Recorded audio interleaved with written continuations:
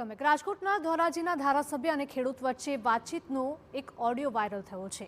ખેડૂત અને ધારાસભ્ય મહેન્દ્ર પાડલિયા વચ્ચે પાક નુકસાની અંગે વાતચીત થઈ હતી। કમોસમી વરસાદથી થયેલી નુકસાની અંગે ખેડૂતની ધારાસભ્યને ઉગ્ર રજૂઆત। સરકાર સમક્ષ નુકસાની અંગે રજૂઆત કરી હોવાનો ઓડિયોમાં ધારાસભ્યનો દાવો છે। ધારાસભ્ય મહેન્દ્ર પાડલિયાએ ખાતરી આપી ખેડૂતને સમજાવવાનો પ્રયત્ન કર્યો હતો। તાત્કાલિક ખેડૂતોને સહાય આપવા ધારાસભ્યને રજૂઆત કરાઈ। ઉગ્ર બોલાચાલીનો ઓડિયો સોશિયલ મીડિયા પર વાયરલ થયો છે। તો કમોસમી વરસાદથી કપાસ, મગફળી, સોયાબીન જેવા પાકો નિષ્ફળ ગયા છે, જેના કારણે ખેડૂતોને આર્થિક નુકસાની વેઠવાનો વારો આવ્યો છે।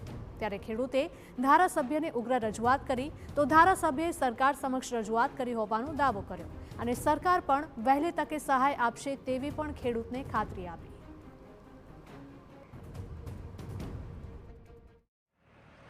ખેડૂતોને સહાય તો આપવાના છે, સરકાર કરે છે કંઈક કરે।